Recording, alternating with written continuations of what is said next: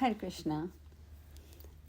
भीष्म जी ने पुलस्त्य जी से पूछा, ब्राह्मण, सरिताओं में श्रेष्ठ नंदा कोई दूसरी नदी तो नहीं है?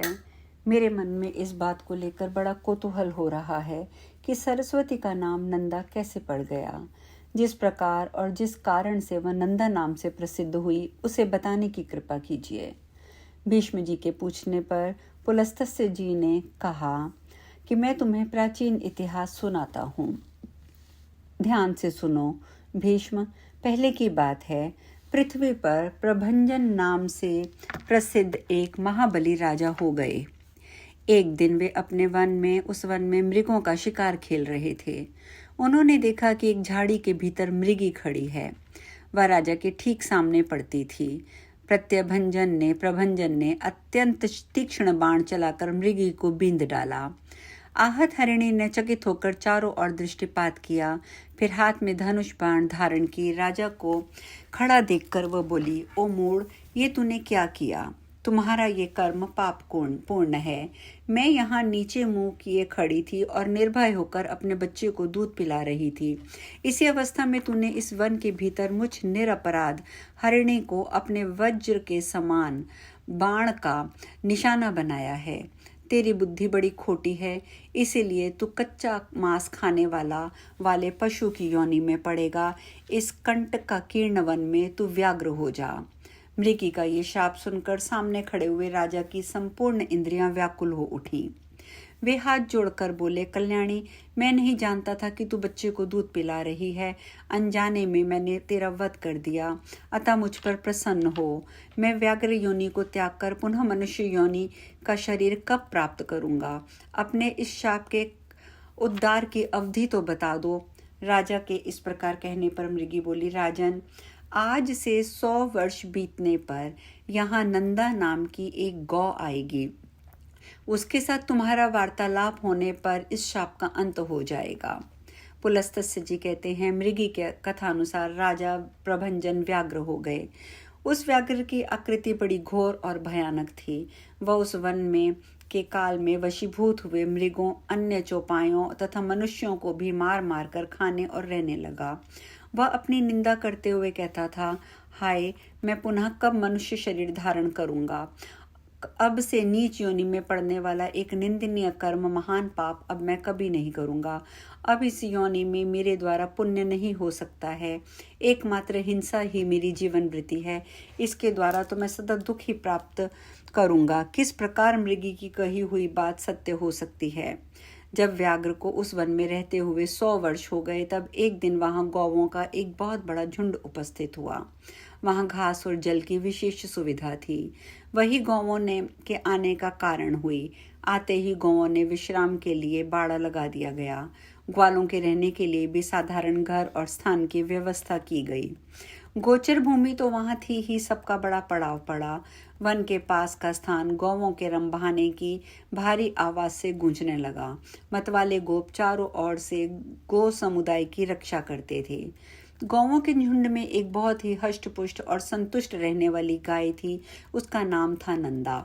वह उसी झुंड की प्रधान थी तथा सबसे आगे निर्भय होकर चला करती थी।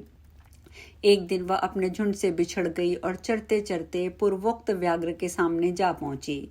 व्याघ्र उसे देखते ही खड़ी रह कहता हुआ उसकी ओर दौड़ा और निकट आकर बोला, आज विधाता ने तुझे मेरा ग्रास नियत किया है, क्योंकि तू स्वयं यहाँ उपस्थित हुई है।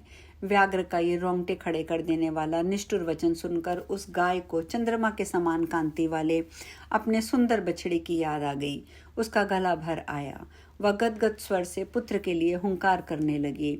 उस गौ को अत्यंत दुखी देखकर, क्रंदन करते हुए देखकर व्याघ्र बोला, अरे गाय, संसार में सब लोग अपने कर्मों का फल भोगते हैं। तू स्वयं मेरे पास आ पहुंची है, इससे जान पड़ता है कि तेरी मृत्यु आज ही नियत है।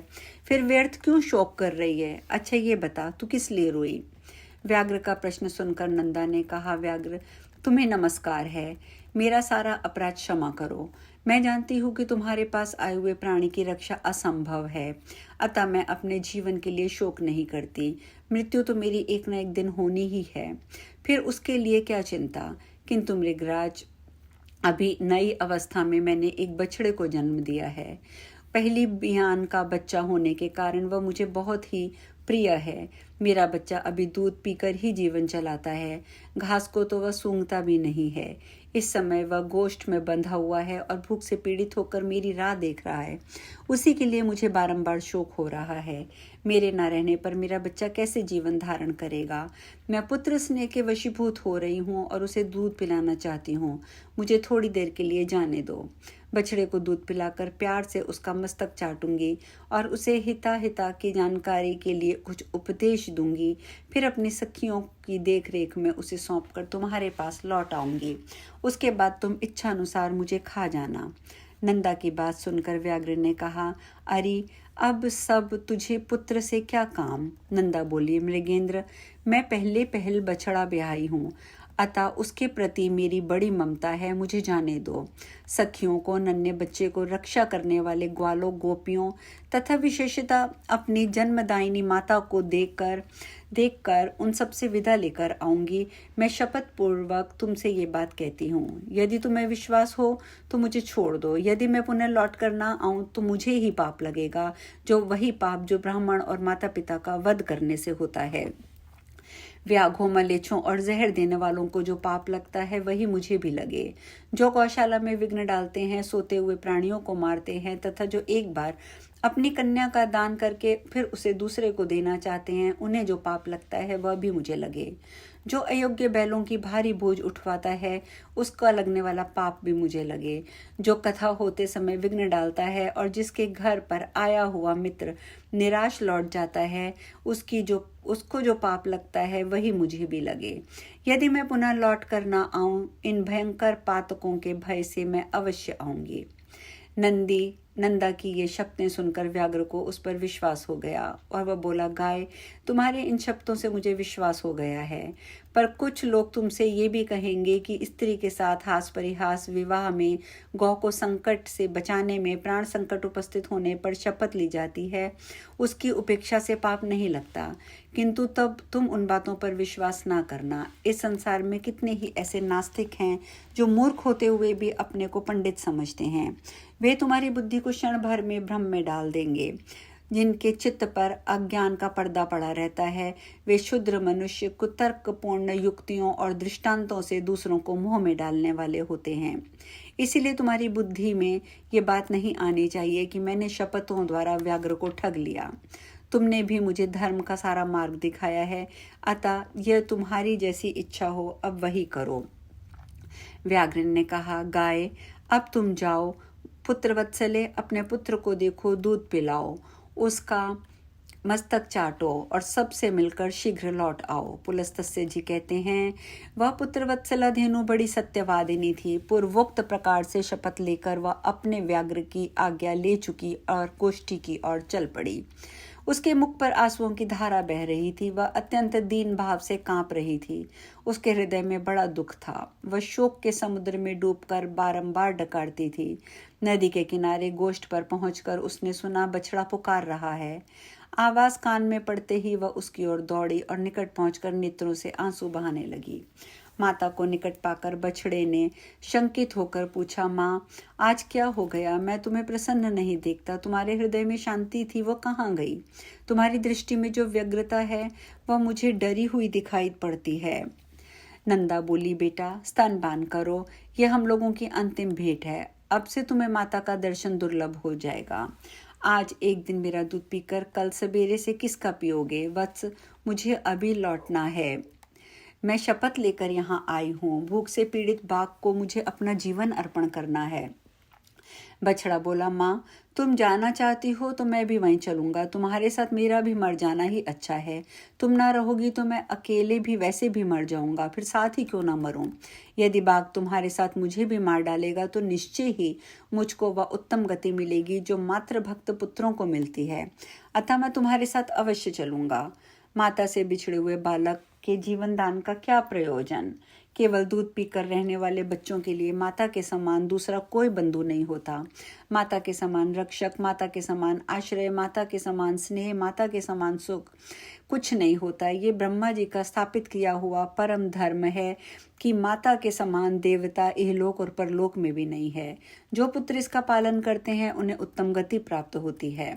नंदा ने कहा, बेटा मेरी ही मृत्यु नियत है, तुम वहां ना आना। दूसरे की मृत्यु के साथ अन्य जीवों की मृत्यु नहीं होती, जिसकी मृत्यु नियत है उसी की होती है। तुम्हारे लिए माता का ये उत्तम एवं अंतिम संदेश है। मेरे वचनों का पालन करने के लिए तुम यहीं रुको। यही मेरी सबसे बड़ी शुश्रूषा है। जल के समीप अथवा वन में विचरते हुए कभी प्रमाद ना करना। प्रमाद के समय प्राणी नष्ट हो जाते हैं। लोभवश कभी ऐसी घास को चरने के लिए ना जाना जो किसी दुर्गम स्थान में उगी हो, क्योंकि लोभ से इहलोक और परलोक में भी सबका विनाश हो जाता है। लोभ से मोहित होकर लोग समुद्र में, घोर वन में तथा दुर्गम स्थानों में भी प्रवेश कर जाते हैं। लोभ के कारण विद्वान पुरुष भी भयंकर पाप कर बैठता है। लोभ, प्रमाद तथा हर एक के प्रति विश्वास कर लेना, इन 3 कारणों से जगत का नाश होता है। अतः इन तीनों का दोषों का परित्याग करना चाहिए। बेटा, संपूर्ण शिकारी जीवों से तथा मलेच्छ तथा चोर आदि के द्वारा संकट होने पर प्रयत्नपूर्वक अपने शरीर की रक्षा करनी चाहिए। पाप योनि वाले पशु पक्षियों के साथ एक स्थान पर निवास करते हो तो भी उनके विपरीत चित्त का साहस सहसा पता नहीं लगता। नख वाले जीवों का, नदियों का, सींग वाले पशुओं का, शस्त्र धारण करने वालों का, स्त्रियों तथा दूतों का कभी विश्वास नहीं करना चाहिए। जिस पर पहले कभी विश्वास नहीं किया गया हो ऐसे पुरुष पर तो विश्वास करें ही नहीं। जिस पर विश्वास जम गया हो उस पर अत्यंत विश्वास न करें, क्योंकि अविश्वसनीय यानी कि विश्वास करने पर जो भय उत्पन्न होता है वह विश्वास करने वाले का समूल नाश कर डालता है। औरों की तो बात ही क्या, अपने शरीर का भी विश्वास नहीं करना चाहिए। भीरू स्वभाव वाले बालक का भी विश्वास ना करें, क्योंकि बालक डराने धमकाने पर प्रमादवश गुप्त बातें भी दूसरों को बता देते हैं। सर्वत्र और सदा सूंघते हुए ही चलना चाहिए। पुलस्त्य जी कहते हैं कि ऐसे बहुत से वचनों को कहकर नंदा पुत्र का मस्तक सूंघकर उसे चाटने लगी और अत्यंत शोक से वशीभूत होकर डबडबाई आंखों से लंबी लंबी सांसें लेने लगी। तदंतर बारंबार पुत्र को निहार कर वह अपनी माता, सखियों आदि सबसे बोली, माता जी, मैं अपने झुंड के साथ आगे चढ़ती हुई चली जा रही थी। इतने में जो व्याघ्र आया, मैं अब उसी के पास जा रही हूँ, क्योंकि मैं उसे सौगंध लेकर आई थी कि मैं लौट कर आऊंगी और तुम मुझे खाना। मेरी सौगंध पर ही उसने विश्वास किया और मुझे छोड़ा था। मैं बेटे को देखने और आप लोगों से मिलने चली आई, अब फिर वहीं जा रही हूँ। मैं अपने दुष्ट स्वभाव के कारण तुम्हारा जो मैंने अपराध किया हो वह सब मुझे क्षमा कर देना। तुम में सब कुछ देने की शक्ति है। मेरे बालक पर तुम सदा क्षमा भाव रखना। मेरा बच्चा दीन, अनाथ और व्याकुल है, इसकी रक्षा करना। मैं तुम्ही लोगों को इसे सौंप रही हूँ, अपने पुत्र की भांति इसका पोषण करना। मैं सबसे क्षमा मांगती हूँ। मैं सत्य को अपना चुकी हूँ, अतः व्याघ्र के पास जाऊंगी। सखियों को मेरी चिंता नहीं करनी चाहिए। नंदा की बात सुनकर उसकी माता और सखियों को बड़ा दुख हुआ। अब हम इस कथा में यहीं विश्राम लेंगे। आगे की कथा हम कल पढ़ेंगे। हरे कृष्णा।